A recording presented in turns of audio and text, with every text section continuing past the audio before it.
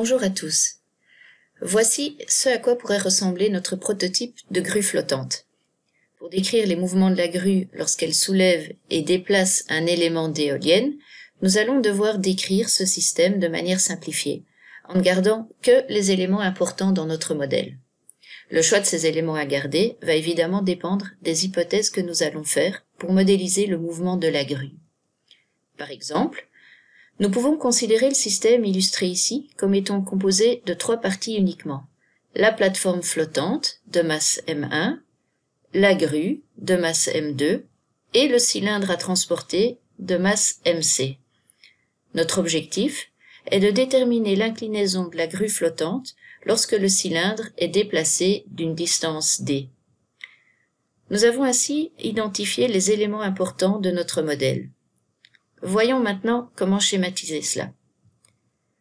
La plateforme et la grue vont être représentées comme un élément unique dont les dimensions sont celles de la plateforme et dont la masse, M, vaut M1 plus M2, soit la masse de la plateforme et de la grue. On représente aussi la masse MC du cylindre qui va être déplacée. Au départ, cette masse est centrée. Enfin, on choisit un repère x, z, dont l'origine se trouve au centre du flotteur et au niveau de la flottaison, celle-ci étant la trace de la surface de l'eau sur le flotteur, indiquée ici en bleu. Dans ce repère, nous pouvons indiquer d'abord C, le centre de poussée, qui est pour rappel situé au centre de gravité du volume immergé du flotteur. Ensuite, nous pouvons indiquer G, le centre de gravité du système complet, plateforme, grue et cylindre. Comme notre schéma ne représente pas explicitement la grue, il est tout à fait possible que G se trouve en dehors du volume équivalent que nous avons représenté. Et pour rappel, c'est à partir de l'équilibre des forces P et F, donc le poids appliqué en G et la poussée d'Archimède appliquée en C, que nous pouvons déterminer l'enfoncement HC du flotteur. Imaginons maintenant que nous déplaçons le cylindre de masse MC, initialement posé sur la plateforme, d'une distance d, par exemple, pour aller le placer sur une éolienne en construction. Dans notre modèle, nous allons schématiser ce déplacement comme illustré ici. La masse est placée à une distance d de la plateforme. Alors maintenant, comment décrire les conséquences de ce mouvement? Eh bien voilà une première approche possible. Le déplacement de la masse MC provoque un couple CA appliqué au flotteur. Le flotteur va donc s'incliner jusqu'à trouver une nouvelle position d'équilibre pour un angle θ. Si la masse MC du cylindre est beaucoup plus petite que la masse M de la grue et de la plateforme, on peut négliger le changement de position du centre de gravité G et considérer qu'il subit uniquement une rotation d'angle θ pour se retrouver en G'. Le centre de poussée, quant à lui, se déplace vers le nouveau centre de gravité du volume immergé. On voit que celui-ci a changé de forme et donc on estime le centre de gravité ici.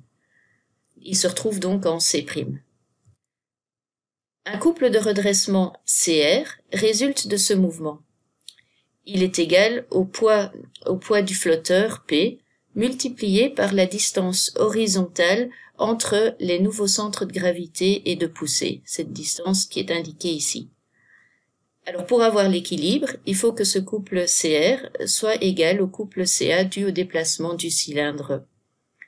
Pour trouver cette position d'équilibre, il faut donc trouver l'angle θ qui donnera une distance C'G' telle que CR soit égal à CA. Si par contre on considère que la masse du cylindre MC n'est pas négligeable devant la masse M du flotteur, la masse M totale du flotteur, on peut adopter une autre approche. On commence par déterminer la nouvelle position du centre de gravité de l'ensemble, qui est GA. Sa position, on voit qu'elle est décalée légèrement vers la droite, puisque la masse MC a été déplacée d'une distance d vers la droite. Le flotteur va donc s'incliner d'un angle θ pour retrouver une nouvelle position d'équilibre, telle que la position du centre de gravité GA' après rotation soit aligné avec la position du nouveau centre de poussée C'. Ainsi, les deux forces P et F sont alignées et le flotteur est bien à l'équilibre. Pour trouver la nouvelle position d'équilibre, il suffit donc de trouver la valeur de θ pour laquelle C' et GA' sont alignés. Alors en résumé, quelle que soit l'approche choisie, on voit qu'il faudra de toute manière pouvoir déterminer la position du centre de gravité de notre système, constitué de la plateforme, de la grue et du cylindre à transporter. Mais on voit aussi que plus la forme adoptée pour le modèle est complexe, plus la position de G sera difficile à déterminer. Il faut donc trouver un modèle réaliste et représentatif, mais assez simplifié pour rendre les calculs possibles. Il faudra aussi pouvoir déterminer la position du centre de poussée pour n'importe quelle inclinaison du flotteur. Là aussi, on voit que si on adopte un modèle avec une géométrie trop complexe pour le flotteur, cela peut s'avérer compliqué. Surtout que, comme on peut le deviner, il faudra certainement procéder par essai-erreur pour trouver la valeur de l'angle d'inclinaison θ. Il sera donc important d'écrire toutes les équations de notre modèle de manière paramétrique pour pouvoir s'adapter aux différents essais.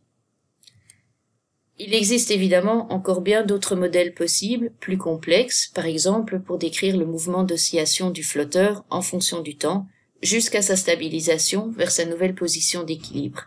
Mais cela, ce sera peut-être pour plus tard. En attendant, bon travail!